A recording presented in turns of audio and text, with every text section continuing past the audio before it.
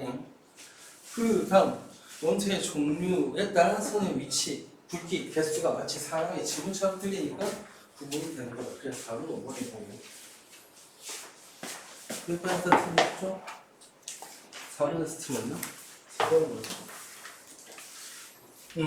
연속은 햇빛밖에 없다라고 생각해라.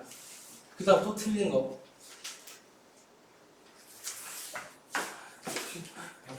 답은 모르니까. 내가 말로 하는 것은 네가 보고 얘기하는 말이겠죠? 아 이거 좀 얘기해볼래? 내가 그 막간을 이용해서 도망 갔다 올게.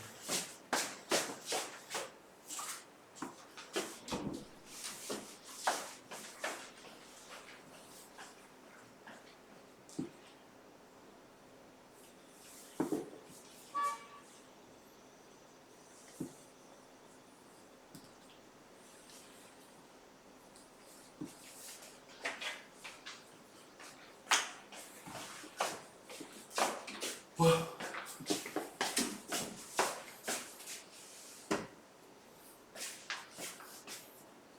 어? 11번.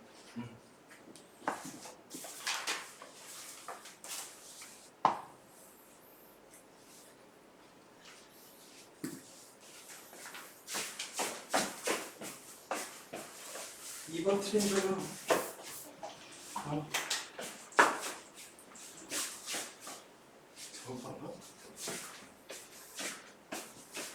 이거 하고 싶은 거 같아.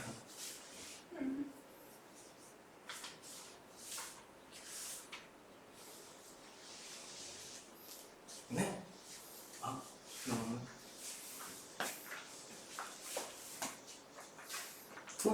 붙었다. 맞고.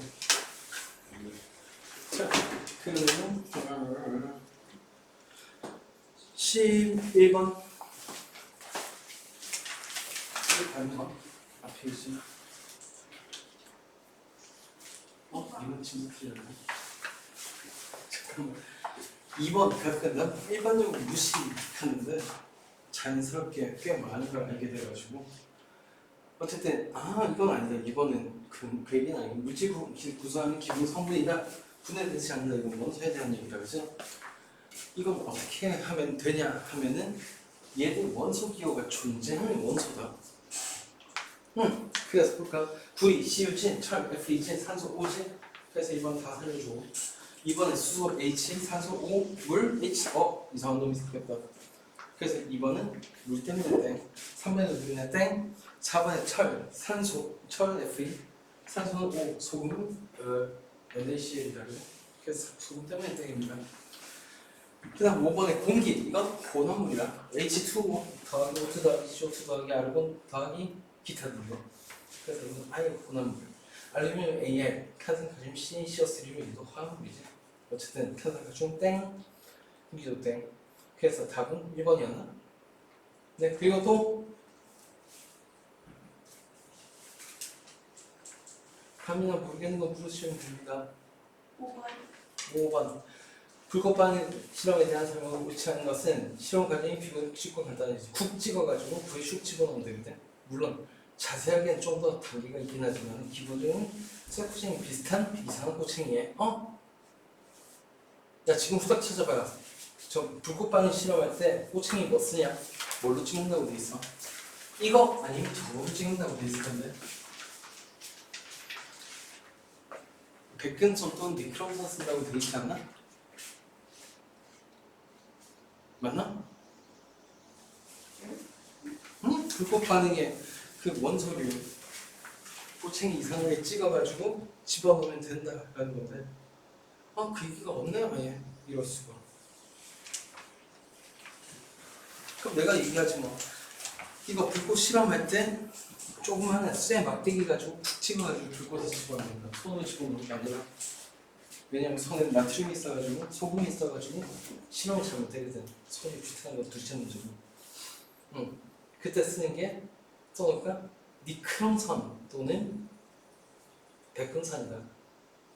니크롬, 니켈하고 크롬의 합금인데 그 얘기는 적어도 니켈, 크롬, 백금 이 세 가지 금속은 불꽃 반응 색깔이 나타나지 않다는 뜻이야. 그냥 참고. 그래서 실험감이 비교 쉽고 간단하지. 굵 찍어서 툭 집어넣으면 되니까. 그다음 모든 수육 쉽게 구별할 수 있어. 이거 땡이지. 왜? 불꽃 반응은 누구만 구별 가능하다고?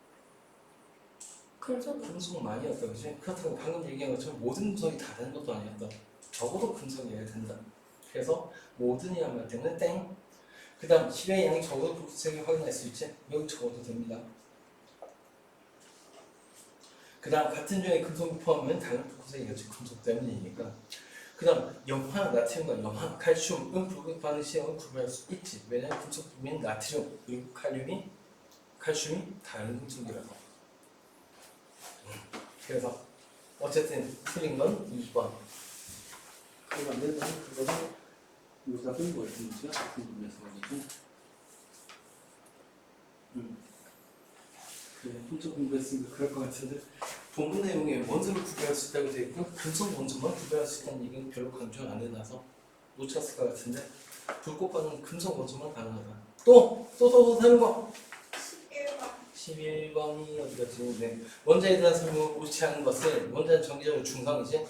왜냐면 플러스 전화, 핵의 플러스 전화와 전자의 마이너스 전화가 같아서. 그다음 원자 내부는 대부분 비공간이지. 근데 이건 왜 문제래? 잠깐만. 나 고등 내용이 헷갈려서. 원자 내부가 대부분 비공간이라는 말이 있었냐? 이거 그거 있어. 어디에? 그 약간 빨간색으로 돼 있는 거. 돌부터 중학교 내용이 아니라 고등학교 내용이거든. 구체적으로 러더파드라는 얘가 원자 핵을 발견해서 한 내용인데 나쁘잖아. 자, 그럼 대충 다시 내가 감을 잡아줄게. 어느 정도냐면은 대략 경상남북도에 사람이 하나 정도 사는 정도가 원자핵에서 전자가 차지하는 원자에서 원자핵이 차지하는 공간이다. 나머지는 다 빈 땅이다. 그래서 대부분 빈 공간이라고. 좋겠다. 그래서 경상남북도 다 옆에서 혼자서 살고 있다. 그 다음 3번 원자주행이 대부분 차지하는 건 원자핵. 그렇게 좁은 공간에서. 그 다음 원자핵의 전하량은 원자의 종류에 관계없이 일정하게 전하량에 따라서 원자의 종류가 다른 겁니다. 그래서 4번이 아예 땡이고. 그 다음 전자는 마이너스 전하에 띄고 원자핵 주위를 움직이고 있는 거 맞죠? 네, 그래서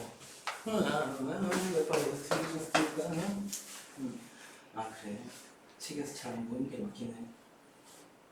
근데 나중에 화학 원하면 금방 알게 될 거야. 일단 패스. 그 다음 맞죠? 20번. 이건 뭐 20분. 오케이. 분자식에 대한 설명으로 옳은 거. 분자식 누가 줬어? 야, 마음에 드는 분자 아무거나 불러봐. 아니야, 내가 정한 거야. 얘가 이름이 뭐였죠?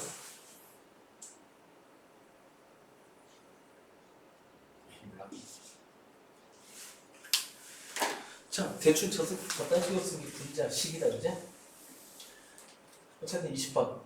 원소 기호로 인해서 분자를 이루는 원자의 종류와 개수를 나타내는 게 맞지? 예를 들어 이거는 질소란 종류와 수소란 종류가 되는데 질소 원자 1개, 수소 원자 3개가 붙었다. 이게 분자다 라는 뜻이다, 그지? 헐 분자의 성질을 알 수 있다는 틀렸다고 하자. 나중에 분자가 생긴 꾸라지만 봐도 성질을 몇 개를 알아낼 수 있어.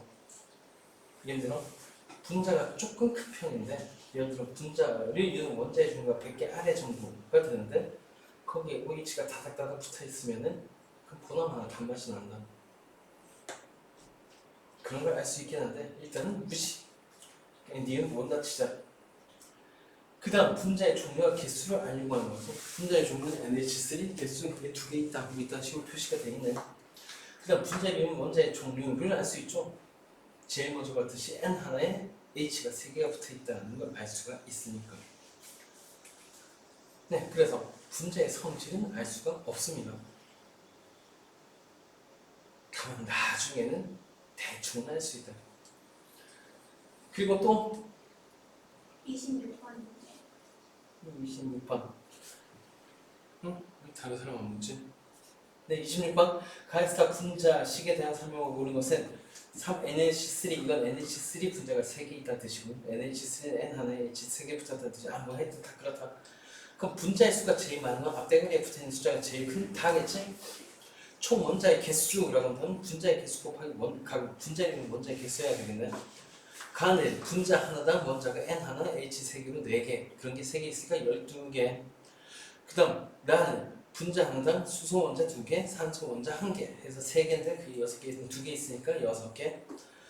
마지막 거는 HCl, H 하나, Cl 하나인데 그게 4개 있으니까 8개가 되겠지. 그래서 가가 제일 많다. 가가 제일 많다. 그 다음 수소, 귀찮고 수소 원자의 개수가 가장 많은 거 쓰이는데 또 세야 되잖아. 가는 3개, 나는 4개, 다는 4개. 그게 제일 많은 게 가는. 그 다음 분자를 구성하는 원소의 종류가 라고 했다. 그치? 종류는 종류만 세야 된다. 개수가 아니다. 종류다. 참, 그럼 불안하니까 이거 물어봐야지. 분자를 구성하는 원소의 종류가 몇 가지냐? 2가지냐? 4가지냐?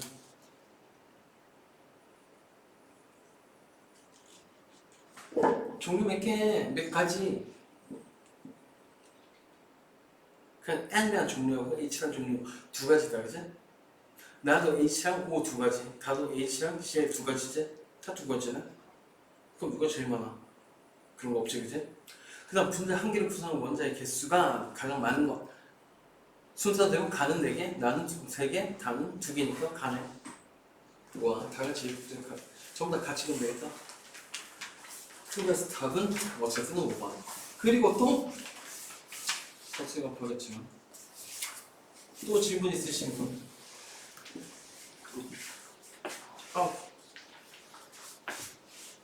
혹시 나만 덥냐?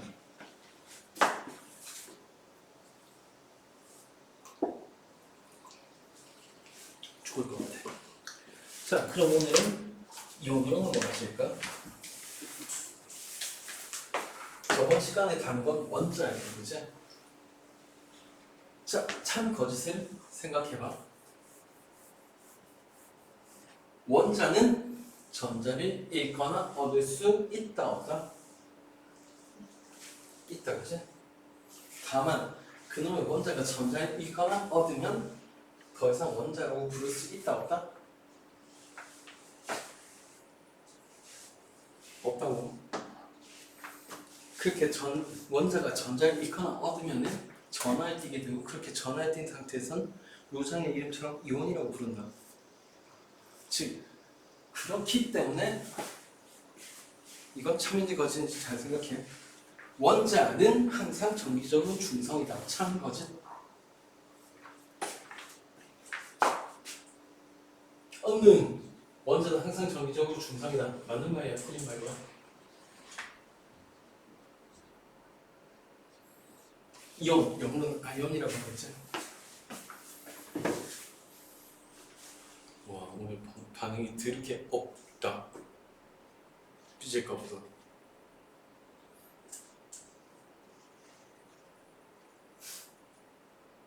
왜 자꾸 눈 가는데?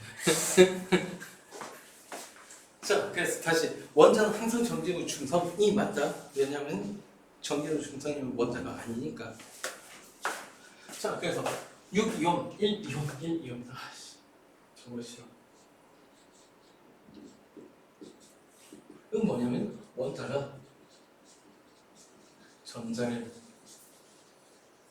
잃거나 얻어서 생긴 전하를 띤 입자, 이걸 이온이라고 한다. 원자가 아니라 버려. 원자가 아니라 분자가 될 수 있다. 원자가 이온이 되면 그냥 이온. 책도 틀렸네. 그 다음 원자 단 이온이라는 것도 존재하기 때문에.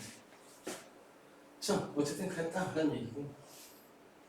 첫 번째, 그래서 일단 원자의 구성 입장.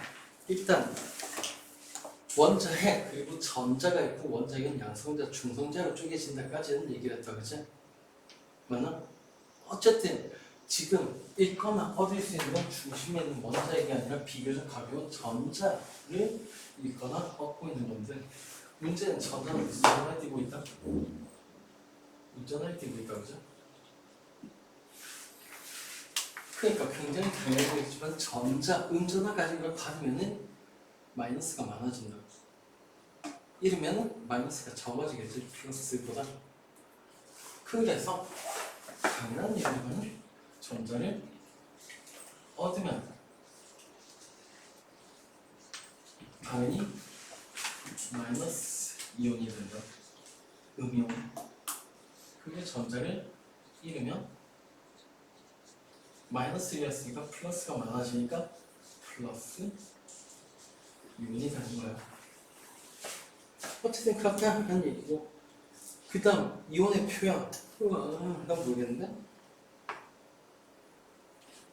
우와, 어떻게 하지? 이 이온의 표현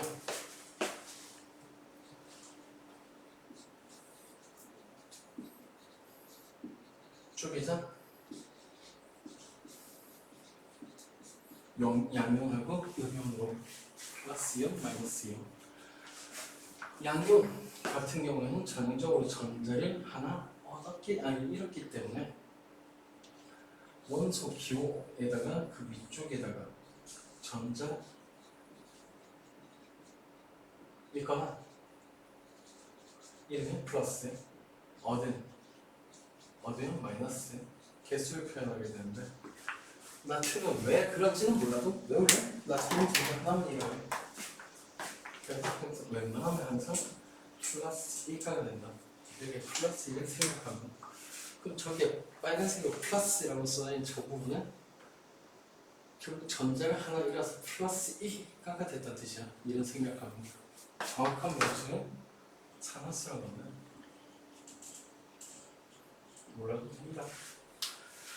그럼 얘 이름은 어떻게 붙이냐라는 건데 어쨌든 표현이 이렇게 원소 기호에 이게 어느 정도?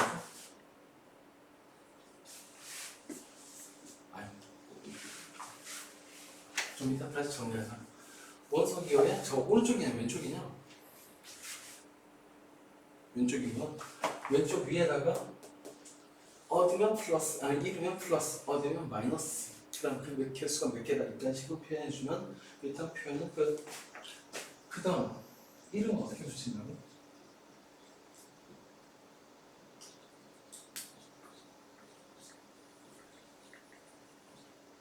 원소 이름 플러스 그냥 버릇이 이온 이렇게 붙이면 된다. 예를 들어 나트륨이 이온화되면 나트륨 이온, 마그네슘 이온화되면 마그네슘 이온, 수소가 이온화되면 수소 이온 이런 식으로 얘기하면 돼. 양이온은 그렇다. 자, 어쨌든 그렇다라는 얘기고 모형은 나중에 그림 보는 게 나을 테니까 갖다 보겠습니다.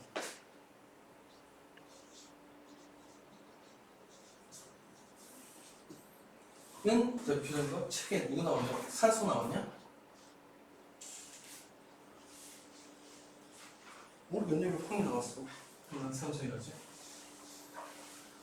산소도 마찬가지로 전자를 황이랑 똑같이 두 개를 얻는 걸 좋아하는데 산소는 더 절대적이다. 그래서 이딴 식으로 표현했다. 그럼 저거는 위에 거랑 비교하면 무슨 뜻일까? 전자를 잃었다는 뜻이냐? 얻었다는 뜻이냐? 마이너스니까 얻었다는 뜻이겠다, 그지? 몇 개를? 두 개로, 그지? 그래서 전자 두 개 플러스 마이너스 2가 됐다라는 건데 이 이름은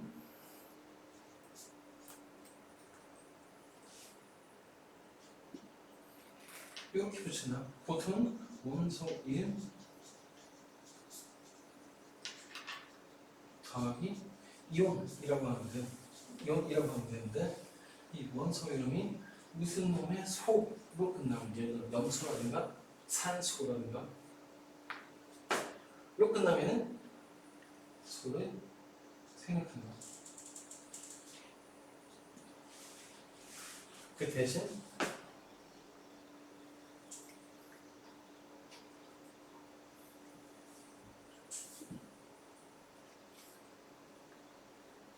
무슨 놈의 화이온이라고 그죠? 아, 규칙이 어렵네. 소로 끝나지 않는 원소. 예를 들어 황 같은 경우에는 소 생략하는 거 갖다 버리시면 그냥 활자만 붙입니다. 예를 들어 앞에 있는 거 원소 이름은 산소니까 소로 끝나니까 소 빼고 화를 붙여서 이건 산화이온이라고 부르는 거예요.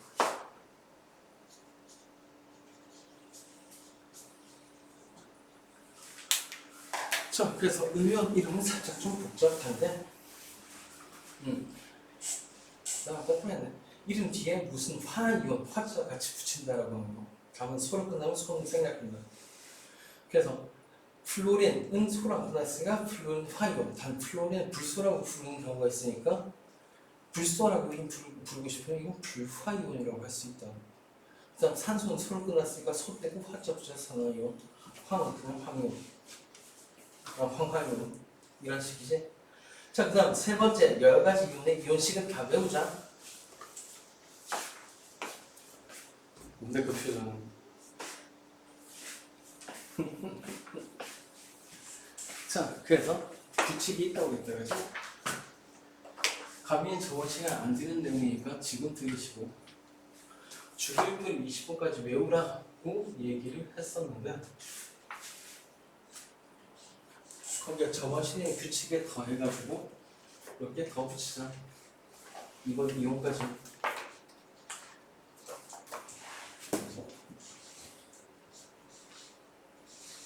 망했다.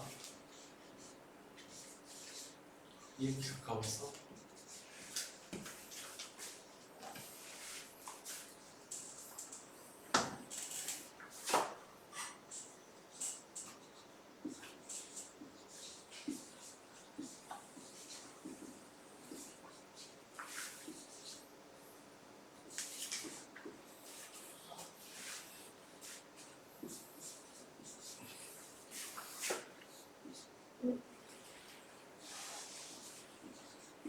여기까지가 20번이라고 했다, 그지? 자, 저번 시간에 했던 규칙은 뭐냐면은 얘들이 결합할 때 결합할 수 있는 수라고 하는 게 분자 만들 때 얘기다, 그지? 결합수라는 게 1, 2, 3, 4, 3, 2, 1 결합을 한다고 했다, 그지? 그래서 N하고 H 같은 경우에 N은 3개가 쓸 수 있고 H는 하니까 N 하나에 H가 3개 오는 게 당연하다 라고 얘기를 했었어요. 자, 그럼 오늘 뭘 좀 붙일 거냐면 똑같은 얘기예요. 다만 방금 저 위에 두는 게 산화수라고 했다. 전자를 읽거나 얻을 때도 여기에 있는 규칙을 참고할 수 있는데 수성 항상 전자를 하나만 열면 항상 아니죠. 가끔 한 개 빠질 때도 있어. 얘는 2개, 얘는 3개, 얘는 모르겠고 이렇게 되는 거야. 자, 그래서 맞는지 한번 볼까? 방금 3번 외우라고 했는데 전략은 뭐냐면 여기에 주교패 있는 것들은 주교패 이었으니까 이대로 하시고 없는 거 몇 개만 추가하면 될까요? 그래서 없는 건 동그라미 치자. 자, 일단은 수소 있나? 주교패 이쪽 산소 플러스 1이었다. 그러니까 수소가 H 플러스라는 건 몰라도 돼. 자, 그 다음 구리는 동그라미 있나봐. 주교패 20번 안에 없다. 26번이거든. 이거 따로 외워야 된다는 얘기야. 그 다음 칼륨 이온은 있나? 주교패 있다, 그지? 칼륨. 근데 보다시피 플러스 1 밑에 있지? 즉 칼륨도 플러스 1이 된다. 자, 그 다음 은이온은 없으니까 은은 어쩔 수 없다. 지금 외워야지. 사실 자주 보는 거라 금방 익숙해질 거야. 그 다음 칼슘 1은 플러스 2다. 그럼 외울 필요 없겠다, 그지? 버리고. 그 다음 나비온 없으니까 동그라미 1을 하고 싶은데 냅둬. 이거 많이 볼 일 없을 거야. 그 다음 알루미늄 있다, 그지? 플러스 3이지? 역시나 예상대로다. 필요 없어. 그다음 마지막에 암모늄 이온이라는 게 나오는데 이건 동그라미하고 별표가 하는 해놓죠. 원자산 이온이라는 게 있다고 했다 그치? 원자가 아니지? 그래서 책의 설명이 틀렸다고. 원자가 전자일 것 같고 원자만이 아니라 분자도 마찬가지다. 근데 암모늄 이온 보니까 누구 생각나는 거 없냐? NH4 플러스 NH3를 본 거 같은데 그치? 걔가 이름이 뭐였지? 암모니아였다 그치? 암모늄 이온은 사실 그 암모니아에 H 플러스가 붙어있는 형태다. 어쨌든 이 정도까지 하고 패스. 그 다음 플루토늄 F 저 주결표 있나? 있다 그치? 당연히 마이너스 얘기했네. 그 다음 아이오딘이나 이온은 주기표에 망했다. 20분 밑에 있는데. 자, 그래서 아이오딘이나 이온은 동그라미처럼 쳐. 아니 그보다도 잠깐 볼까? FCI 밑에 바로 브로민이 있고 그 밑에 I가 있다. 즉 FCI 비한 I 이거 전부 다 마이너스 2가 가네. 마이너스 2가이면 그 다음 CN 주기표에 있으니까 넘어가도 되겠다 그지? 수산이온 동그라미의 별표, 황산이온도 동그라미의 별표, 탄산이온도 동그라미의 별표, 질산이온 동그라미, 거망유제산이온은 맵더라.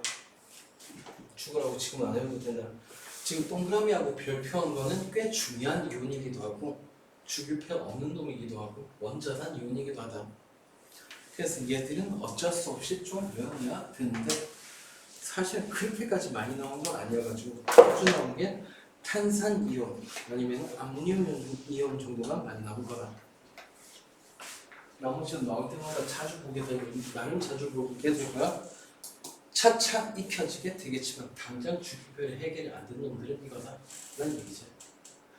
자 그러면 더 넘어가기 전에 누가 더 이온이 되게 좋아하냐라고 또 쉽게 알 수 있는 게 있는데 저 산화수 또는 이온이 되는 수가 전자의 이거는 어떤 개수라고 했지? 그러니까 굉장히 당연히 이런 걸 예측할 수 있을 거다.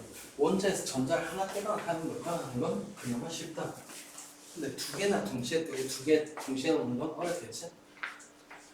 지금 플러스 1자리보다 플러스 2자리가 더 만들기 힘들다. 그럼 플러스 3자리는 진짜 만들기 힘들겠네. 그래서 몇 개 얘가 없는 거고 얘는 아예 플러스 마이너스 4지 중간이어서 쟤들은 사실 전자를 읽거나 얻지 못한다는 게 맞다. 마찬가지 마이너스 3보다 마이너스 2보다 마이너스 1이 훨씬 더 되기 쉬웠거든. 하나만 넣으면 되니까. 그럼 만약에 어떤 입자가 생긴다, 즉 여기 있는 두 원소가 만나서 입자가 생긴다 라고 한다면 누가 쉽게 만들어질까? 예측이 되죠? 쉽게 만들어지는 두 개, 즉 주기율표 얘를 빼고 양쪽 끝에 있는 것들이 만날수록 굉장히 쉽게 만들어진다는 것도 감정할 수 있을 거다. 예를 들어 소금이 누구지? NaCl 종류만 충분하고 NaCl은 굉장히 쉽게 만들어질 수 있다는 얘기야. 전자 하나씩만 주고받으면 되니까. 자 어쨌든 그랬다는 얘기고 그래서 안타깝지만 몇 개 외울 게 있었다. 근데 당장 수업 시간에 지금 다 외우는 건 무리니까 당분간 웬만하면 이 주기율을 보고 하자. 모르겠으면 내가 얘기해 준다고. 그 다음 전하에 띄는 이온이라고 하는데 이온은 원래 전하에 띈다. 전자의 일가 맞았으니까.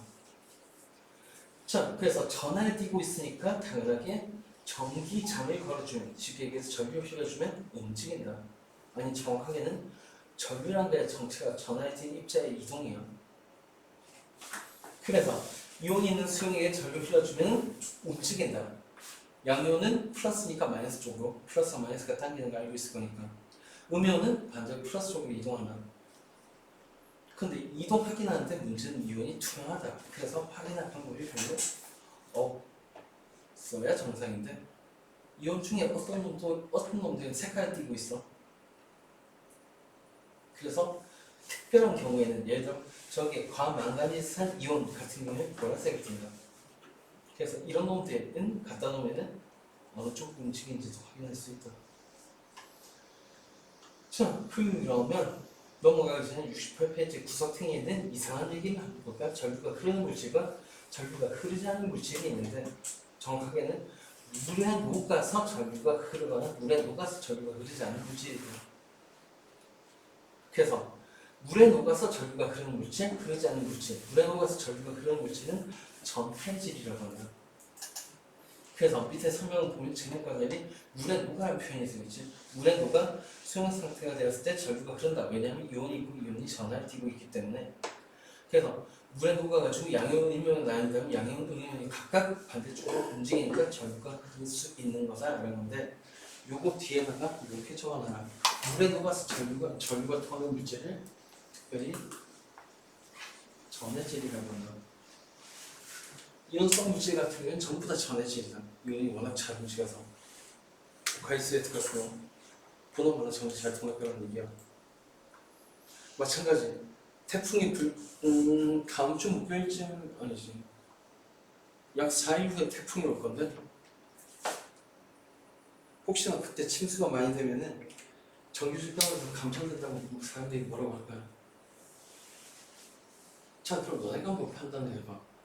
홍수 같은 거 났을 때 전기줄이 끊어져가지고 물속에 전류가 흐를 수가 있을까? 어떨 것 같냐? 전기줄이 끊어졌으면 거기에 쓱 지나가면 감전될 위험성이 있을까? 잘 생각해보면 빗물은 맹물이지? 이온이 없다.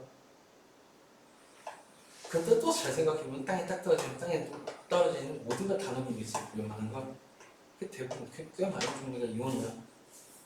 그래서 내리는 비는 전기가 안 통할지 몰라도 땅바닥에 떨어지면 전류가 언제라도 흐를 수 있다. 특히나 흙탕물이 흐를 정도로 오만개 섞여 있으면 상당히 위험하다고 봅니다. 자, 그래서 그럼 진짜 감전 위험이 있는 거다. 얼마나 가지 마. 밀차 있는 곳은. 자, 그 다음 설탕 같은 분자성 물질.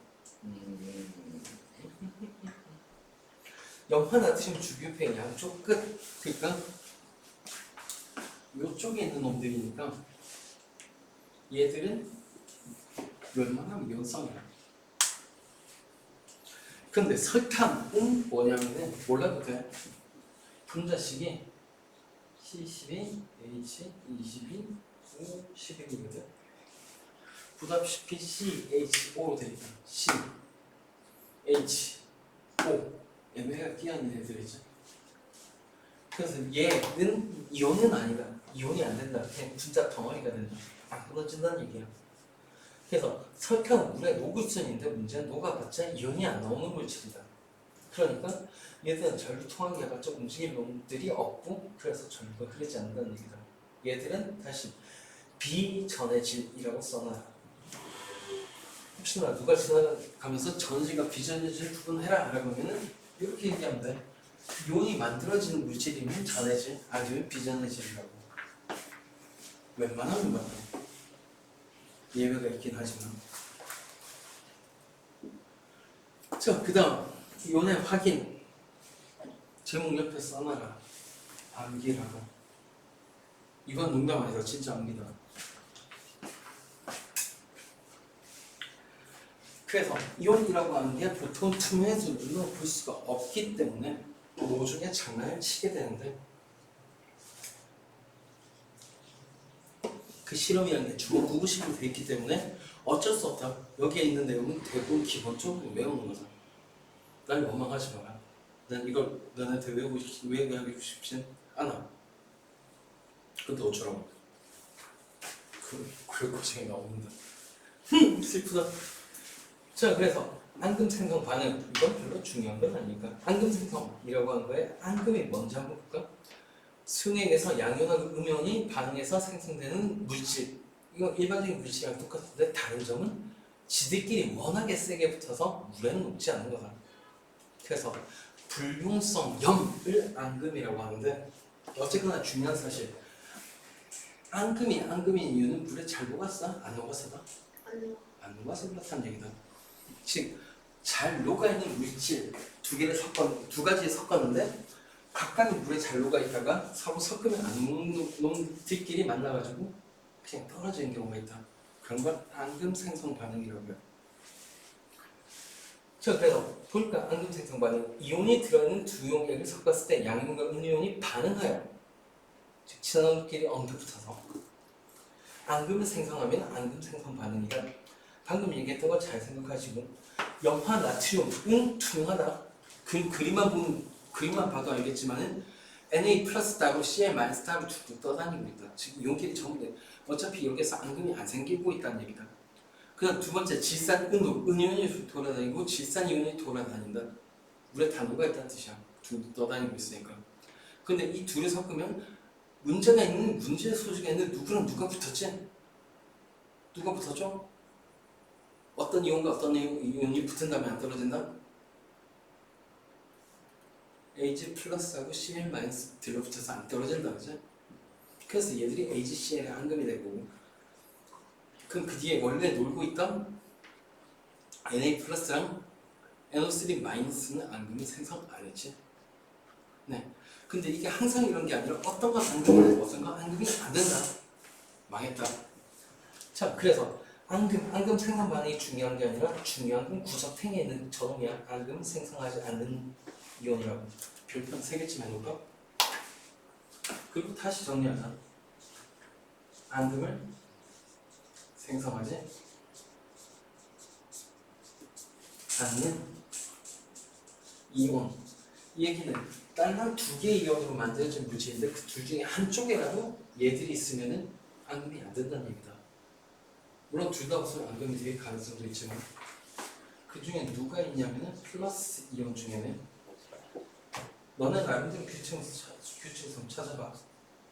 Na 플러스가 있고 K 플러스가 있고 예측이 안 되는 또는 따로 이거였던 아까 동그라미 별표했던 이 이온이 있다 그치? 이름이 뭐였지? 암모늄 이온이었다 그치? 자주 보게 될 거라고 했죠. 얘가 들어있으면 그러니까 무슨 놈의 암모늄이라는 물질이 있으면 걔는 웬만하면 무조건 전부 다 앙금이 생성 안 된다고 보는데 그 다음 마이너스 이온, 음이온 중에서는 또 앙금의 생성이 웬만하면 안 되는 놈이 얘 이름 찾아야 빨리. 위에 있을 것 같아. 질산? 네, 질산이면 질산 이온이지. 맞나? 자, 그래서 질산 이온 같은 경우에는 절대로 앙금만 생긴다. 질산 어머늄, 질산 나트륨, 하여튼 질산 어쩌고저쩌고 그건 전부 다 앙금이 안 생긴다고 그러는데 질산 어쩌고저쩌고 질산 아니라 물론 그도 앙금은 아니지. 그 다음 조심스럽지만은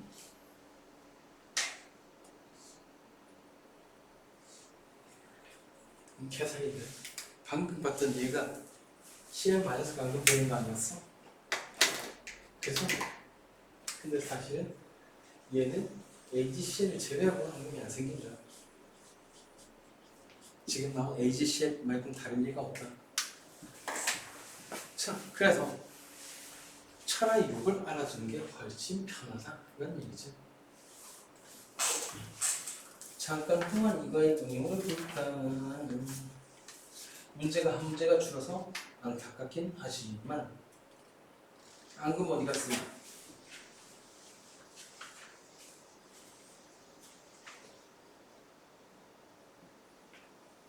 아깝다. 18번 77페이지에 18번이니까 문제가 좀 아깝긴 한데 너네가 직접 해봤으면 좋겠지만 그래도 수업 시간에 해야 될 것 같아서 이거 앙금이 생성되지 않는 경우는 이라고 했다 그죠? 플러스랑 마이너스가 만나니까 예를 들어 앞에서 질산이 마이너스, 은이 플러스 그럼 얘랑 반대쪽에 있는 마이너스는 앙금이 생기는지 보면 돼요. 자, 그럼 질산은 호표하자. 아니 여기 있는 모든 질산이 다 호표해. 모든 나트륨이 다 호표하고 모든 칼륨이 다 호표하고 모든 암모늄은 없네. 모든 암모늄이 다 호표하고 CL은 염화는 살려두자. 자, 이렇게 딱 하고 보니까 양쪽 다 둘 다 꼽혀져 있는 게 있냐? 둘 다 꼽혀되네? 아직 없나? 자, 다시 질산 싹 다 꼽혀. 나트륨 싹 다 꼽혀. 칼륨 싹 다 꼽혀. 그럼 양쪽에 둘 다 꼽혀져 있는 거 없지? 그럼 그때 따져야 될 게 은이다. 영하 은. 자, 그래서 은 반대쪽에 영화 있지? 얘는 살려두자. 그 다음 얘는 영화는 은이 없으니까 갖다 버리고 3번은 영화 있고 반대쪽에 은이 없다 그랬지? 그럼 얘는 앙금이 생성 안 된다는 뜻이거든. 그래서 답은 3번인 거야. 즉 앙금이 생길 거다 안 생길 거다라고 판단하는 기준이 얘들이라고 생각하면 돼. 자 그러면 일단 이건 외워다 치고 얘가 훨씬 중요하다고 했지? 그 외에 혹시 뭔가 규칙 비슷한 걸 찾은 사람 이 앙금이 생성되지 않는 거의 규칙 같은 거 모르겠습니다. 표시해볼까? 얘 주기옆에 있는 앙금을 패스 뭔가 규칙 찾았냐? 양쪽 끝에. 그냥 양쪽 끝에 있지? 아까부터 계속 강조하는 양쪽 끝 그놈들 얘들은 워낙에 이온으로 존재하는 걸 좋아하다 보니까 웬만하면 앙금이 생성하는 거 변시키는 거예요. 그건 얘도 마찬가지란 얘기지. 여기 안 나왔기 때문에. 그 밑에는 루비듐이라든가 세슘이라든가 프랑슘도 보다 보면 앙금 안 생길 거야. 원래 주기율하는 게 그런 걸 예측하는 게 싸우는 거니까. 자, CL을 가고 있어서 살짝 애매하지만 어쨌든 그렇다라는 얘기고 그 다음 여러 가지 앙금 생성 반응 여기에서는 제일 중요한 포인트는 뭐냐면 색깔이다. 근데 그 색깔이라는 게 예측이 안 되니까 이것도 압니다. 맞아요.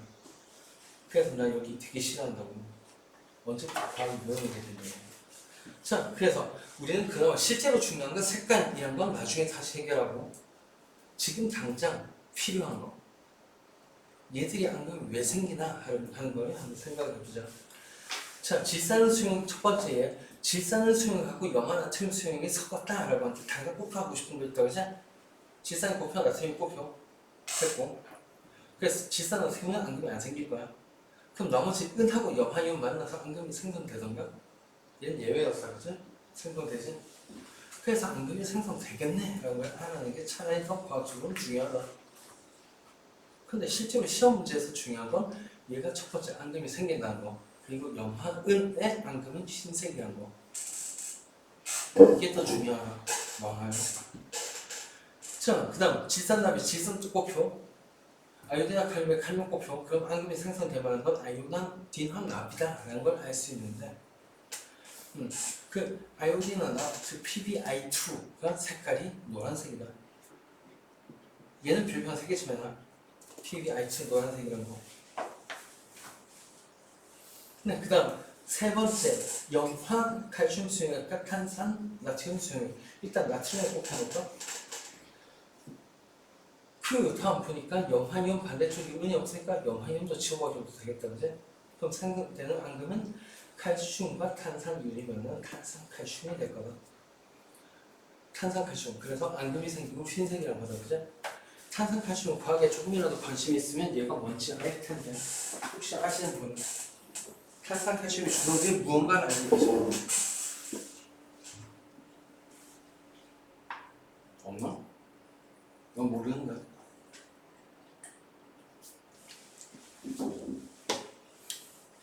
사실은 석회동도 생석에도 나오고 석회음의 주성분이 CaCO3인 것도 나오고 백악기 그 백악이 CaCl인 것도 알고 있을 거고 그지? 아니 CaCO3인 것도 알고 있을 거고 하여간 유명한 겁니다. 그것도 그 이산탄소 검출법이 뭐였더라? 석회수에 이산탄소 첨가시키면 부엽게 흐려지지? 그 부엽게 흐려진 게 전체가 탄산칼슘입니다. 그래서 여러모로 굉장히 자주 보게 될 화학 반응입니다. 자, 어쨌든 시험 문제에서 중요한 CaCO3는 흰색이라는 거 다 외워요. 그 다음 마지막 질산 곱표 칼륨에도 곱표 그런 생산 앙금은 당연히 황산 발효일 거란 얘기지. 그리고 시험에서 중요한 그 황산 발효 흰색이라는 거야. 이것도 외워. 근데 뭔가 규칙 뭔가 비슷한 거 발견했나? 대부분이 무슨 색깔이야? 흰색. 흰색이라 그러지? 자, 그래서 규칙 첫 번째 모르겠으면 흰색 찍어요. 진짜 거의 대부분 흰색이야. 그 다음 그 색깔이라는 게 사실은 몇 가지가 없거든. 흰색, 노란, 아니 흰색, 노란색, 검은색.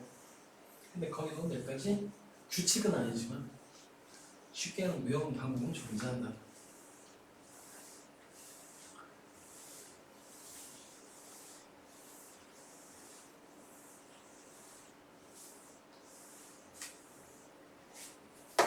그래서 기왕에 주기율표가 이렇게 있으니까 주기율표가 얼마나 도움이 되는지도 알 수 있을 겁니다.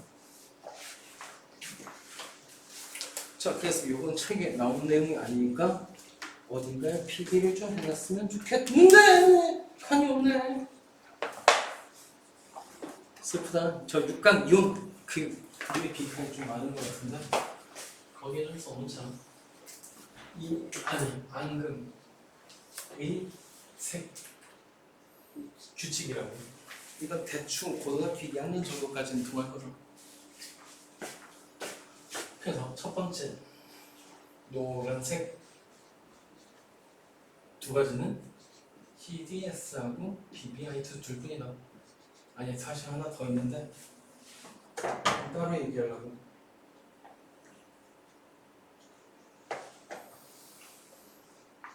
즉 황화 카드뮴이란 놈이랑 아요딘 환다 이렇게 두 개만 노란색이 된다는 걸 첫 번째 외워두고,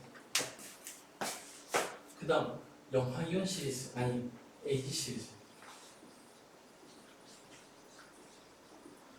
AG, CR, AG, BR, AG 그러니까 이렇게 쭉 내려갈수록 색깔이 변하는데 이게 특이한 얘기에 따라서 내려가도록 저 순서가 누구 순서인지 알겠나? CLBRI 주기율표 순서지? 저렇게 쭉 내려가면서 AGCL은 흰색인데 얘는 옅은 노랑, 얘는 아예 노란색으로 변한다. 근데 저게 순서가 딱 주기율표의 요거 순서라는 거.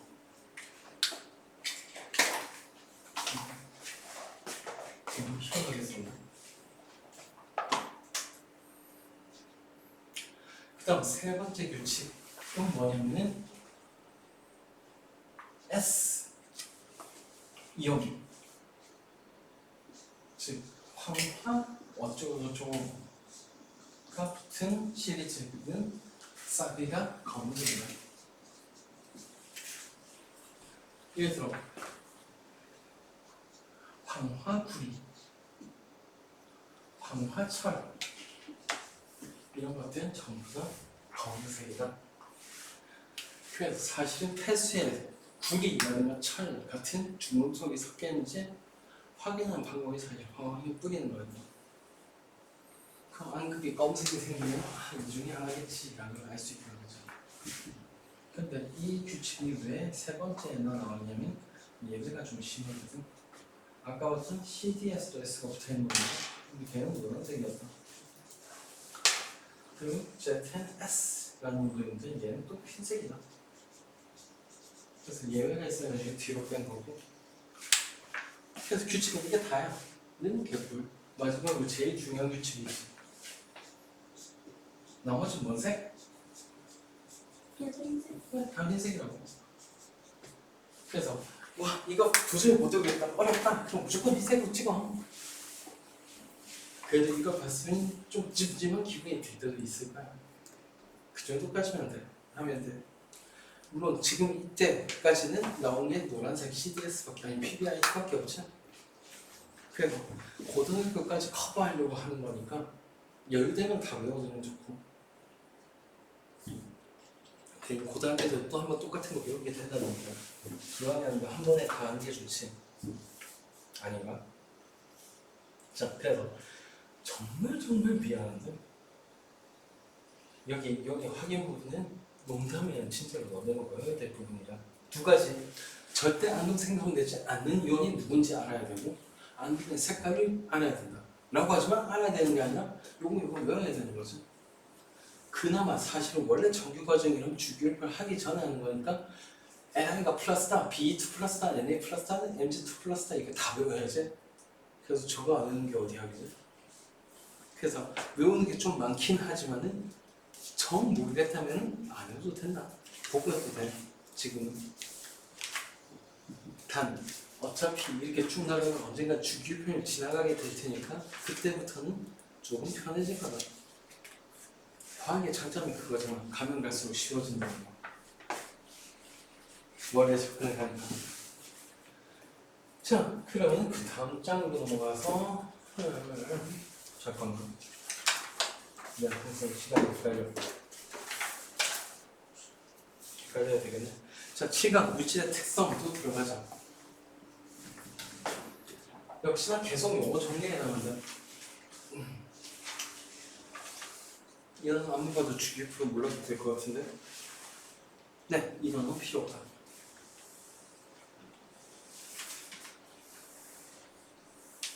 책도 필요 없는데 한 번에 끝낸 거니까.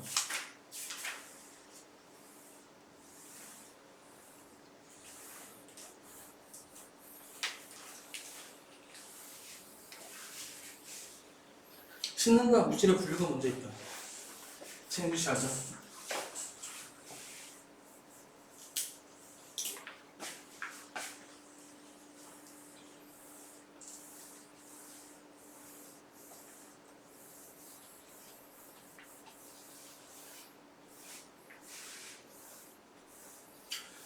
그 전에 말로 물어볼 거. 분류가 뭐지? 분류가? P1. 응? 어. 분류가 뭐야? 예를 들어 이 교실 안에 학생들을 잘생긴 학생과 못생긴 학생으로 분류할 수 있냐? 있다는 사람 손. 없다는 사람 손. 손 안 든 사람 손.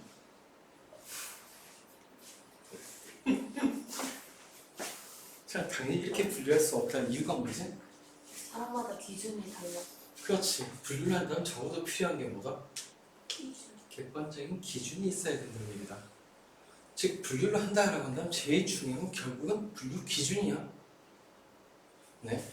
자, 그럼 그걸 염두해주고 물질의 분류하고 물질을 분류할 수 있다라고 하는 건 그 기준이 존재한다라는 얘기인데.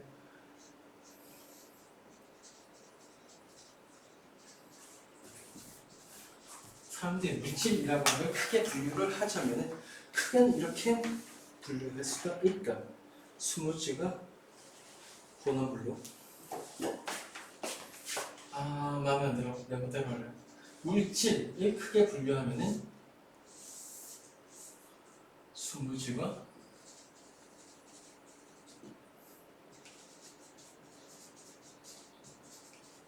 혼합물로 분류할 수 있다.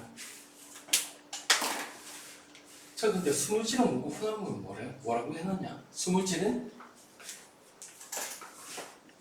한 가지 종류의 물질로만 구성이 되어 있다라고 되어 있을 테고, 혼합물은 여러 가지 종류가 물질로 구성이 되어 있다라는 얘기가 나올 건데, 이게 다 책이 틀리지 않기 위해서 이렇게 얘기하는 것 뿐이고, 틀리게 얘기해 줄게. 훨씬 마음이 편해질 거다. 한 가지 분자로만 돼 있으면 그건 수물질이다. 여러 가지 분자가 섞여 있으면 혼합물이다.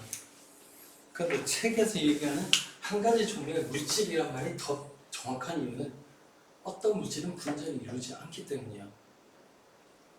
그럼에도 불구하고 물질을 분류하는데 또 물질이란 말이 들어가니까 당연히 너네가 정신없겠지? 그래서 수준 조금 틀리는 대신에 이게 조금 더 명확하게 하려고 분자로 바꾼 거다. 즉 분자의 종류가 하나는 무조건 수물질, 분자가 여러 가지 섞여 있으면 혼합물이다. 즉 분자가 한 종류인가 여러 종류인가 이게 수물질과 혼합물을 나누는 기준이다. 그럼 얘들을 표현할 때 분자식 하나만으로 다 표현할 수 있겠지? 근데 얘는 한 가지 분자식 더하기 다른 분자식 또 다른 더하기 다른 분자식 이런 식으로 바뀔 거라는 얘기고. 자, 그 수물질을 다시 또 분류를 하고 있는데 뭐로 분류해놨죠? 원소 물질과 화합물로 분류를 해놓지 않았으려나? 네. 이렇게 분류했네. 그리고 얘는 균일 혼합물, 불균형 혼합물.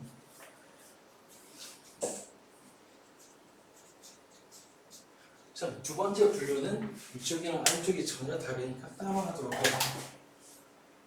그래서 숨질의 분류는 편해.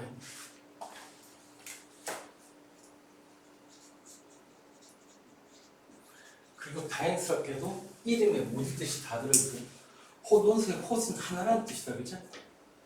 누가 보더라도 원소의 종류가 몇 가지다? 한 가지 아니야. 즉, 한 가지 원소로 이루어진 분자라면은 호돈수 물질이 된다. 그럼 화합물은 무슨 뜻일까? 물은 물질이라는 뜻이고, 합은 합해졌다는 뜻이죠. 화학적으로 합해졌다. 즉, 원소가 합해져서 물질 하나의 분자가 된다는 얘기죠. 그래서 사실 첫 번째 분류 기준은 분자가 한 종류가 아닌가. 두 번째는 그 분자의 원소의 종류가 한 가지인가 여러 가지인가. 이게 차이야. 사실 호돈수는 한 가지 종류의 원소로만 구성되어 있고 얘는 여러 가지 원소가 합해서 분자가 만들어져 있다라는 거지. 다시 정리한다. 일단은 물질 중에 순물질은 분자가 한 가지만 있는 걸 얘기하는 건데 그 분자가 한 가지 원소로 되어 있을 수도 있고 여러 원소로 되어 있을 수도 있다. 자, 그래서 호돈수 물질의 얘가 혹시 책에 나오냐? 오, 왜 그걸 얘기해? 그럼 또? 그건 그 봤을까? 제가 또 이거밖에 없나? 수소, 산소, 질소, 오, 물의 이거. 혈액 등. 그래, 이 정도면 충분해. 자, 그래서 얘들 이렇게 쓰면 마치 외워야 될 것 같이 보이지만 일단 호돈수 물질은 원소 기호가 존재하고 혹시 금의 원소 기호 외우시는 분 계시냐? A류나 그리고 금은 호돈수 물질이고 원자 상태로 쭉쭉 연결되어 있는 걸로 A라고 쓰면 끝나. 수소는 수소 원자 두 개가 모여서 수소 원자가 되지. 원자의 개수가 두 개지 원소의 종류는 한 가지 뿐이라는 거죠.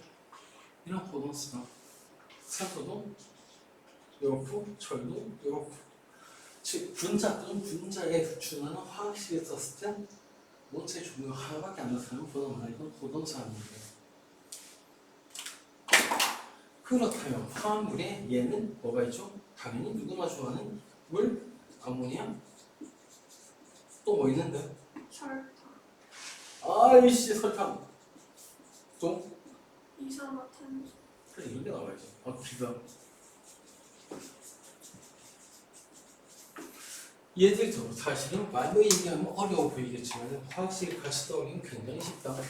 그러니까 우리가 화학식 분자식이 어떻게 되더라? 분자식이 어떻게 되더라?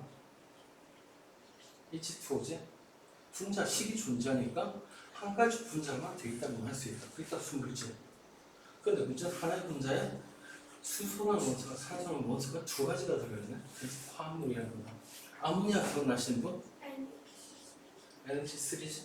어쨌든 하나의 분자에 분자가 하나니까 순물질. 근데 두 가지 원소가 모여서 분자를 만드니까 화합물에 해당한다. 설탕을 외운 인간이 비정상인가? 지금은 C하고 H하고 O라는 종류의 원소가 모여서 설탕이 만들어졌으니까 화합물. 단 분자는 분명히 존재하니까 순물질이라는 얘기다. 이산화탄소 다르겠죠? 그래서 이 화학식에 쓸 수 있다면 사실 순물질인지 화합물인지 혼합물인지 다 쉽게 구분이 된다. 아우 씨, 아우 몰라.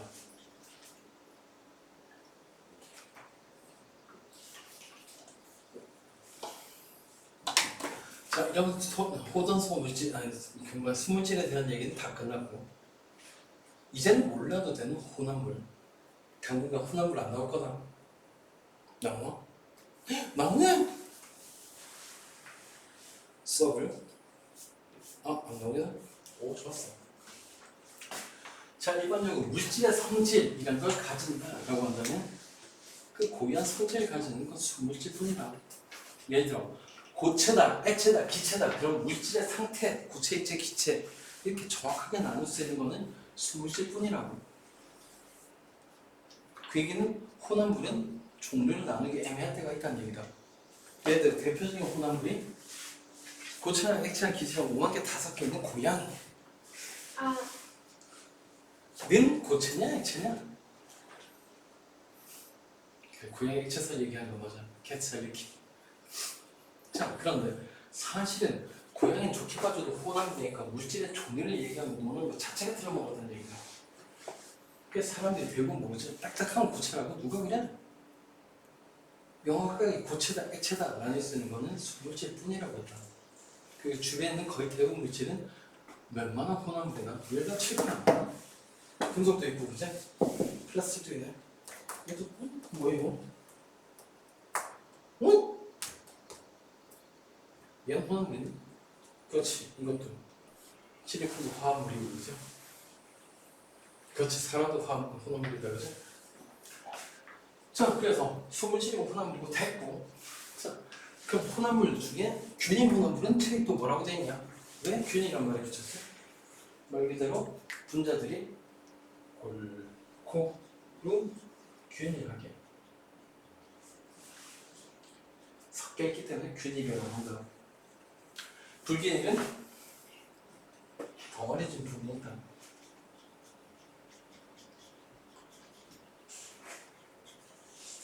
말 그대로 불균일하게라고 하는 건 뭔 뜻이냐면 어딘가에 덩어리진 데가 있다는 뜻이야.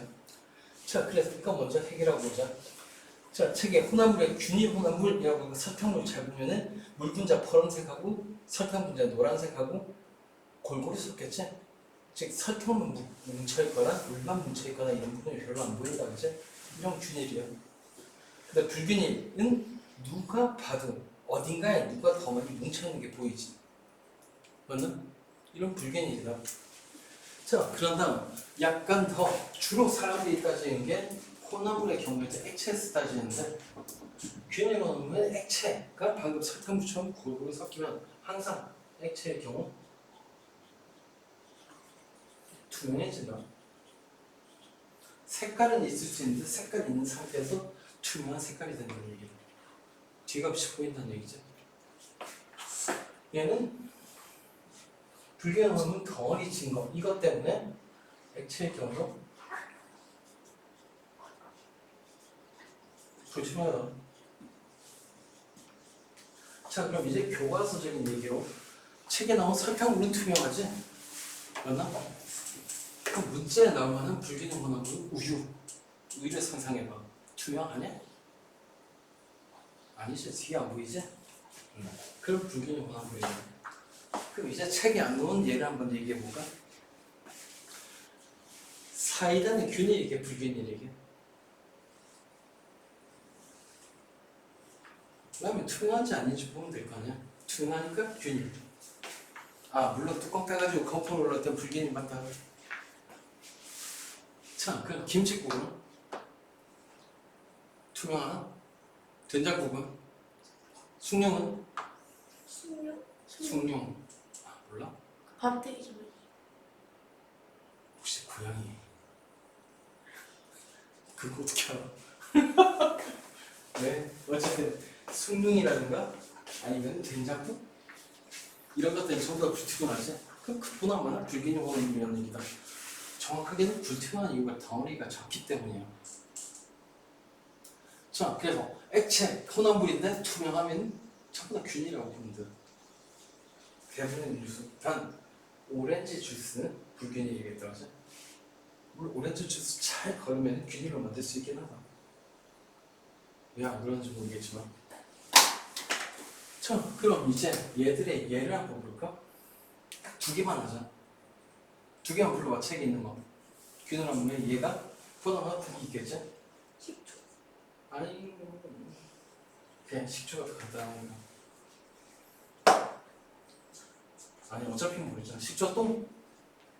공기 있지? 공기 있다고 해줘봐, 플리즈. 있냐? 네. 네. 그리고 또 뭐 있는데? 합금. 오, 피하고 싶었던 얘기를 하네. 모든 종류의 합금. 이건 다 균형화합니다. 영어로는 균형화합물을 솔루션이라고 하는데 그 솔루션은 우리 말로 용액이라고 하지. 웃긴 얘기지만 모든 용액이 액체인 건 아니다. 그게 또 웃긴 얘기지만 모든 종류의 합금은 싹 다 용액이다. 놀랍게도. 자, 그럼 얘들은 어떻게 구분할 수 있냐라는 얘기인데 식초 같은 경우에는 마찬가지로 위에 쓴 것처럼 화학식에 쓰려고 시도를 해보면 식초는 물에다가 아세트산을 단 거거든. 위에 식이야 뭔가 다른 거 보이나? 부정에서 이게 보인다 그죠? 두 개가 더해졌다는 뜻이다. 이렇게밖에 표현이 안 된다라는 얘기죠. 자, 대신에 공기도 한번 표현해볼까? 공기의 주성분은 78%가 질소, 거기에 21% 정도의 산소, 그리고 0.9% 정도의 알곤, 거기에 0.043까지 올라간 0.0043까지 올라간 CO2. 내가 너네만 할 때는 0.033이었어. 대학교 졸업해가 0.038, 지금 0.43. 그러니까 생각 잘해. 너네가 얼굴 했을 땐 지구가 없어졌을 수도 있어. 진짜로. 아니 지분이 있는데 사람이 없어지겠지? 자, 어쨌든 얘기하고 싶은 건 뭐냐면 혼합물의 경우에는 다 이딴 식으로 더하기가 붙게 돼 있다는 얘기다. 그러니까 결국 다시 정리하면은 분자에 대한 분자식으로 나타냈을 때 좀 분자가 없는 물질을 위해 가지고 화학식으로 나타냈을 때 그 화학식 하나의 원소가 종류가 하나면 꽂아서 그 원소의 종류, 그 화학식이 한 가지긴 한데 원소의 종류가 여러 가지면은 화합물. 그다음 화학식으로 나타지긴 하는데 그게 단순히 식 하나가 아니라 더하기가 쭉쭉쭉 연결되면 이건 혼합물이 된다는 얘기지. 그래서 화학식이 익숙해지면 사실 물질을 분류하는 거는 되게 쉬워져요. 그래서 일단 요까지 하시고 그 다음 물질의 특성. 이렇게 물질의 특성. 이 문제가 아니라 아니네.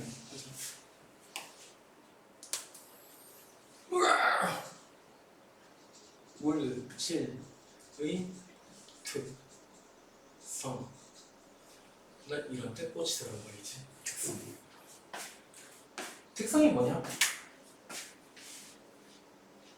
특성이 뭐야? 예를 들어 입안의 특성은 더럽게 대답 안 한다. 이런 게 특성이라고 하지. 특성이 뭘까? 모르게 해봐. 어차피 틀려도 누가 때리냐. 특유의 성질. 그렇지, 특이한 성질이라는 뜻이다, 그치?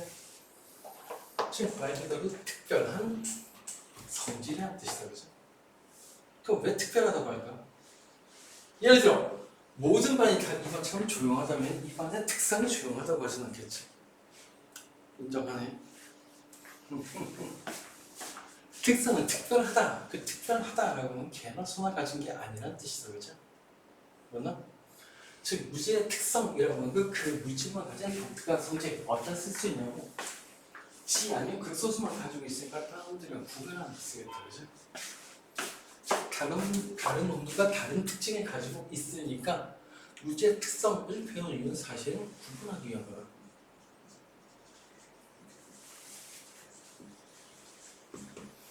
그 물질의 특성이 어떻다라고 하는 거 뭘 보면 알 수 있냐라는 건데 당연한 얘기지만 물질의 특성은 그 물질이라고 부를 수 있는 건 사실 얘들이 아니라 얘들이다.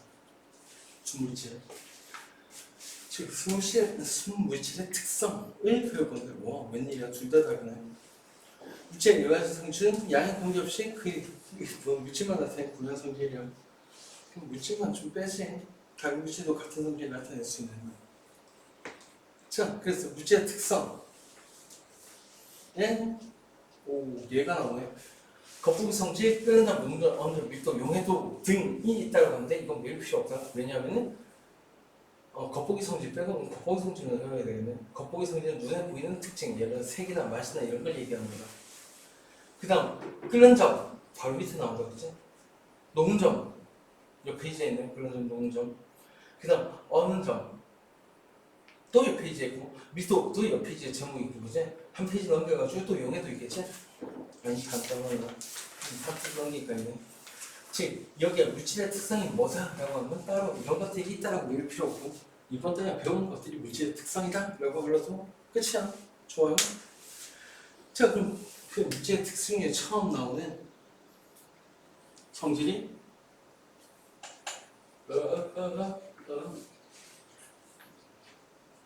끓는 점이라는가 녹는 점이라는가 어는 점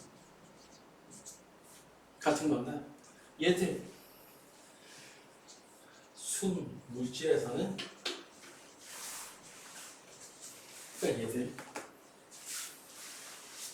일정하다. 그러니까 순물질에서는 이 끓는 점 어느 점에 의해서 어떤 물질인지 뻔하게 알아낼 수 있다라는 얘기죠. 그런데 혼합물에서는 섞어만 있으면 되니까 게다가 비율은 니모대로 다르게 할 수 있으니까 그 섞는 비율에 따라서 충분히 달라진다. 즉 혼합물에서는 특성으로 별로 못 써먹는다는 얘기예요. Excuse me. 잠깐만.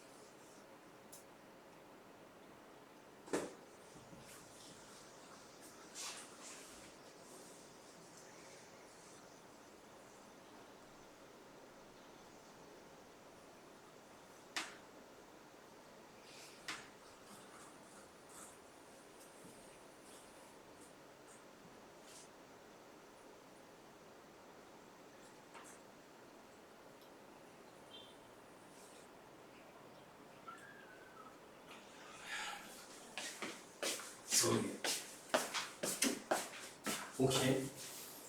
그래서 밑에 그림이나 보고 넘어가자.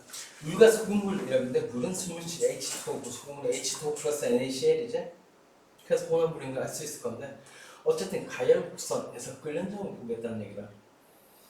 자, 그래서 잘 보면은 물 같은 경우에는 끓기 시작한 게 100도 그리고 끓일 때는 계속 100도를 유지하고 있지? 그런데 소금물은 끓기 시작한 게 100도가 아니네. 그보다 높네. 농도에 따라 다르다. 농도가 높을수록 더 많이 차이 난다. 자, 근데 더 신기한 현상은 소금물은 끓으면서도 온도가 일정하지 않다, 그죠? 그래서 소금물에서는 사실 끓는 점이라는 게 존재하지 않는다고 보면 된다. 끓기 시작할 뿐 끓는 점이라는 특정한 온도는 없다. 자, 그래서 수물질은 물은 100도에서 끓지만 혼합물인 소금은 100도가 높은 데서 끓기 시작하는 거에 더해서 끓는 동안에도 온도가 계속 높아진다. 와, 신기한데? 자, 근데 설명이 나와 있다, 그지? 뭐라고 나와 있죠? 뭐 때문에 이렇다고? 소금을 끓일 때 실제로 끓는 건 소금물 전체가 아니면 물만 끓일까? 물만 끓는다. 그럼 날아가는 게 물밖에 없겠네. 소금은 그대로겠네. 그럼 당연히 짜진다. 쉽게 얘기해서 소금의 농도가 증가한다는 얘기야. 그러니까 당연히 물이 더 끓기 힘들어지는 거야. 소금은 물이 끓는 걸 방해하는 전문용어로 비휘발성 용질이니까 그런 거야. 몰라도 돼. 자, 그래서 소금물은 좀 골 때린다 정도로 패스. 그다음 물과 소금물의 냉각수성 이건 이번에 원점을 비교하겠다는 얘기인데 물은 0도에서 여기 시작해서 바로 계속 0도를 유지하면 실제로 물 가지고 잘 실험하면 이게 아니라 물도 온도를 더 맞출 수 있긴 한다. 과냉각이라는 현상이야. 몰라도 돼야지. 자, 근데 소금물은 와 신기하게 얼기 시작한 것도 더 쉽게 얼지 않고 그래서 바닷물이 잘 얼지 않는 이유 중에 하나다. 근데 그렇게 얼기 시작했다라고 하더라도 가면 갈수록 소금물이 어느 온도가 낮아지는. 이야, 이것도 뭐 때문이냐면 물은 얼 때 얼음이 만들어질 때 당연히 얼음, 즉 물 분자만 붙는다. 소금은 같이 못 들어간다. 그래서 순수하게 물만 얼고 나머지 소금은 밖에서 놀고 있으니까 소금물이 또 마찬가지로 계속 진해진다. 그러니까 더 얼기 힘들어진다 라는 얘기가 되겠죠. 그래서 얘도 마찬가지 소금물의 경우에는 얼면서도 계속 얼고 있는 온도가 내려간다. 신기한 현상이다. 그치? 자, 그럼 질문이다. 혹시 아이콘으로 둘리하시는 분? 방금 왜 이러지? 아기공룡 들리 아는 사람 손? 말만하지. 알기는 아는데 본 적은 없어요. 아 그래요? 안 하죠. 알겠어. 모르는 사람 손. 아 그래서 손 드네. 손 안 드서. 자 그래서 그 아기공룡 둘리가 비가 민하로 내려갔는데 질문이 이거다. 그 비가 깨먹으면 짤까 싱거울까? 친구. 당연히 싱겁지. 왜? 얼때 누구만 얼었다고? 물만 얼었다고 했다 그지? 지금 모든 비가 깨먹으면 다 싱겁다. 혹시 참고해라. 지구온난화가 가속돼서 우리나라가 망했을 때 그 지방은 도망갔을 경우 남은 물빈이 가면 굉장히 안심하고 먹을 수 있단다. 얼때 물만 온다고 했다 그지? 소금이 안 오는 건 둘째치고 다른 불순물에 들어가질 않는다.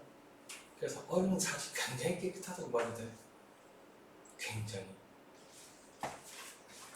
즉 사방이 오염된 물 투성이일 때 그래도 얼음은 꽤나 믿을 수 있다는 얘기다. 다른 사람이 손대면 믿지 마. 세균 올마.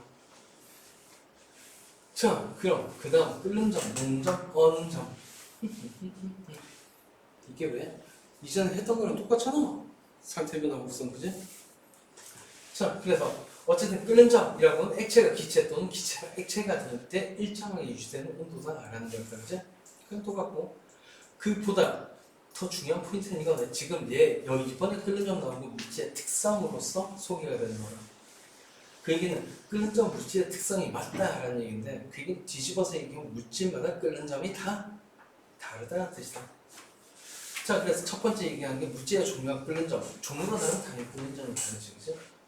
그래서 물질의 종류에 따라 끓는 점이 다르다. 그러니까 끓는 점이 높은 물질이 다르다. 당연하고.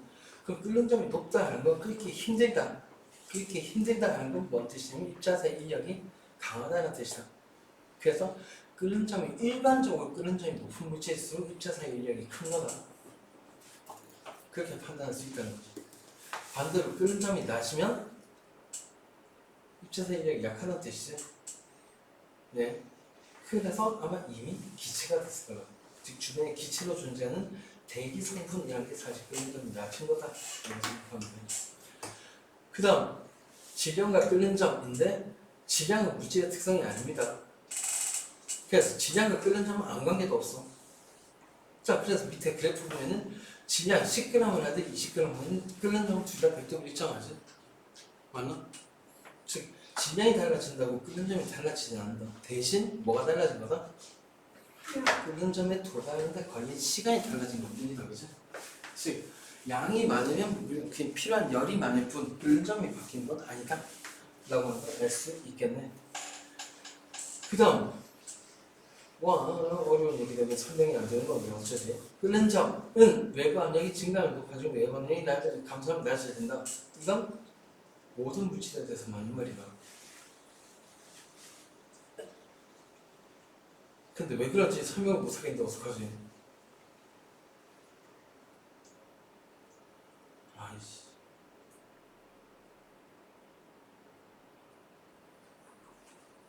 나중에 고등학교 한번 옆에서 이렇게 설명하면 되겠구나.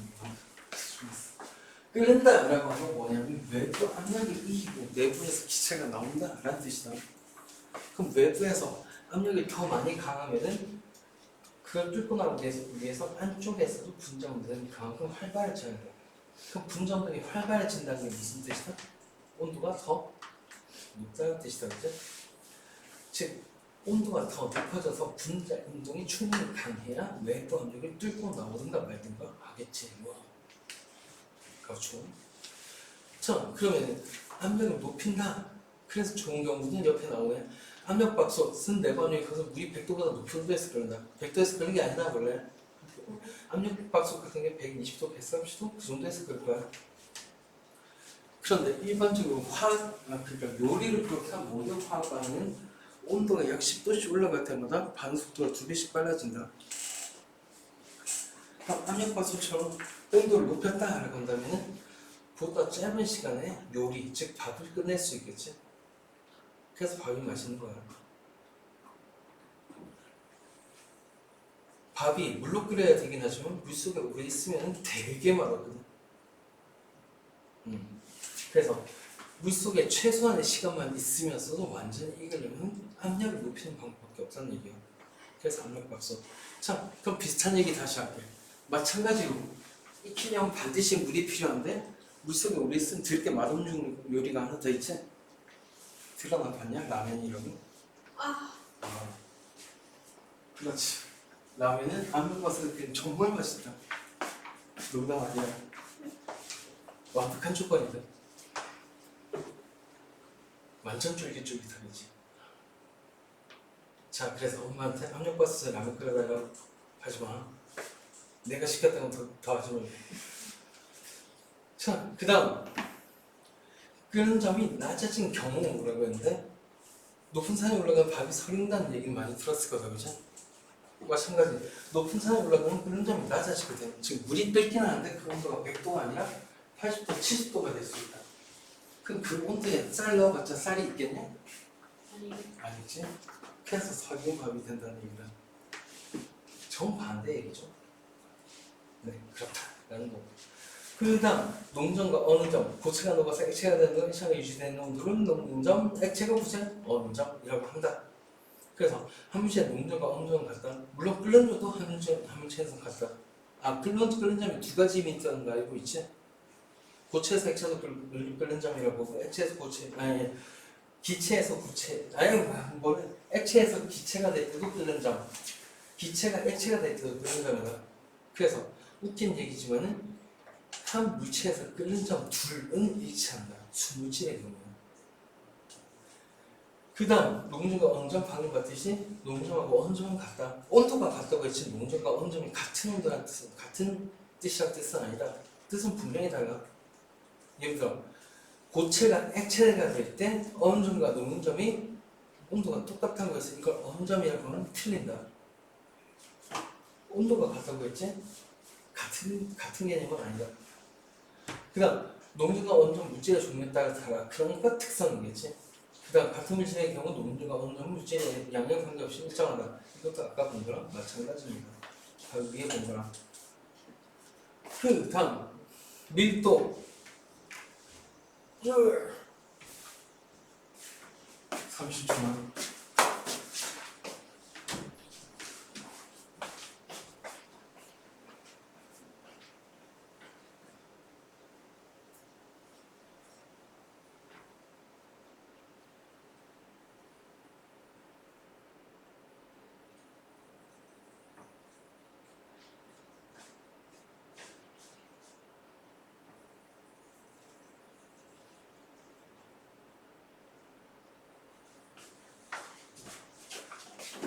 어우.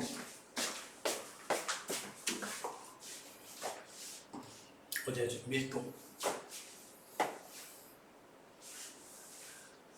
밀도가 뭐라고 돼 있죠? 물질 단위 부정체요. 네. 물질의 질량을 부피는 거, 즉 단위 부피는 질량의 밀도라고 나왔다. 그래서 둘이 같은 말입니다. 자, 그래서 순물질의 경우에는 기체를 제외하고는 밀도는 일정하다. 그게 뭐냐면 여기에 중요한 거 몇 번이야? 3밀도, 1밀도. 밀도 어떻게 구하냐면 밀도는 어떻게 구한다고? 질량을 부피로 나누면 된다. 이게 단위 부피당 질량이라는 뜻이지. 그럼 이게 되게 재밌는 성질인 게 뭐지? 질량 1 가지고 물질을 구분할 수 있을까? 즉 질량은 물질의 특성인가? 물질의 특성이 아니지. 2kg짜리 물체가 있다. 어떤 물체일까? 어떤 물질일까? 척대할 수 없겠죠. 마찬가지 모든 물질은 달 킬로가 맞출 수 있으니까 부피도 물질의 특성이 아니다. 근데 밀도, 즉 질량을 부피로 나누는 건 물질의 특성이 맞죠? 라는 꽤 재밌는 성질을 가지고 있는 건데, 그러니까 오히려 더 근본적인 성질은 밀도라는 뜻이다. 그리고 수물질의 경우에는 기체를 제외하고는 같은 값을 가진다고 했다, 그죠? 즉 우연 밀도가 같은 물질은 없다. 그리고 임의로 밀도를 바꿀 수도 없다. 자, 그래서 1번 물질의 밀도는 물질의 종류에 따라 다르다. 그러니까 특성이겠지? 그렇다고 밀도를 포함하는 질량이나 부피가 물질의 특성이라는 뜻은 절대 아니라고 했다. 그다음 두 번째, 같은 물질의 경우 밀도는 양에 관계없이 일정하다. 그러니까 당연히 밀도는 같겠지. 간단한 예가 있다. 쇳덩어리가 있다 진짜. 그럼 밀도가 특정값이겠지? 그 쇳덩어리 정확하게 반으로 쪼개볼까? 그럼 질량은 얼마가 되지?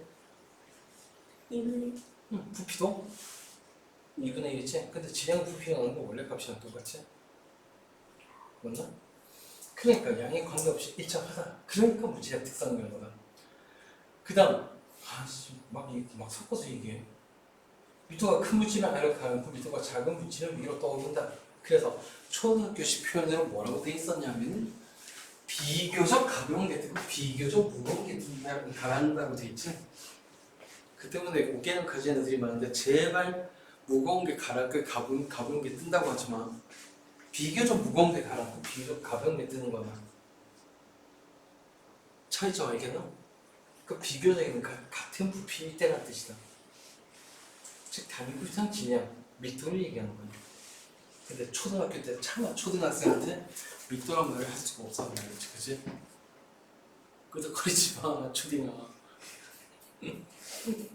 네, 그래서 초등학생한테 밀도란 말 어려우니까 비교적 무겁다, 비교적 가볍다 하는데 이게 비교적이란 말이 밀도란 말을 숨기기 위해서 억지로 하는 말이야. 빼먹으면 안 되는 말이기도 하고 매우 중요한 말이기도 하고. 그때 중학교 내용을 알면 그게 무슨 뜻인지 뻔하게 알 수 있다는 거지. 자, 그 다음 밀도의 영향을 주인 요인은 아니고 첫 번째 상태. 일반적으로 고체가 분자간 거리가 제일 가까우니까 밀도가 제일 크다. 부피가 제일 작거든. 그 다음 액체, 기체 순서. 기체는 미칠 듯이 밀도가 낮다. 자, 그래서 물질의 상태는 일반적으로 고체 상태가 밀도가 제일 크다. 그런데 더 중요한 포인트가 있지. 위에 빨간색으로 글씨 써져 있는 저거 별표 하나 해볼까? 물은 예외적으로 물이 제일 부피가 작다.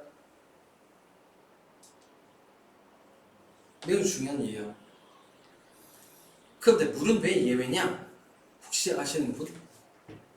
물은 왜 밀도가 얼음이 더 밀도가 클까? 얼음이 뭘 잘못했길래?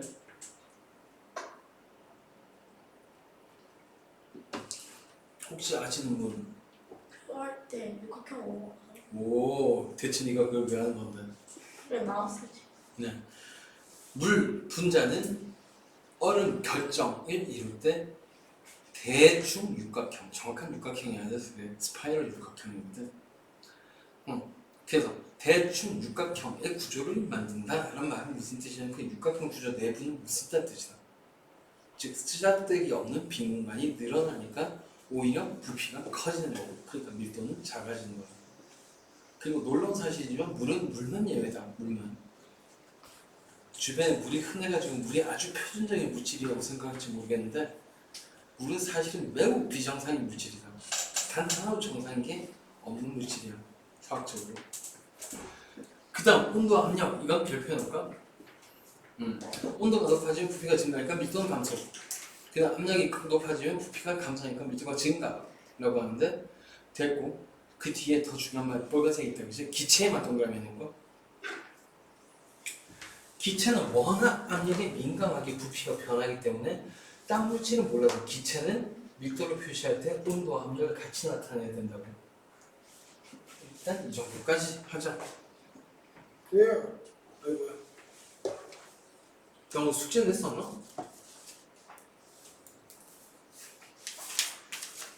그치? 이거는 호호호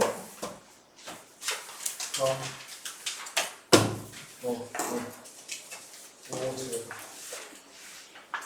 정말 희한한 데서 끝났지만 What did you do today? 8월 6일? 아 8월이야? 시간 있습니다. 오케이 여기까지 하자. 아이고야.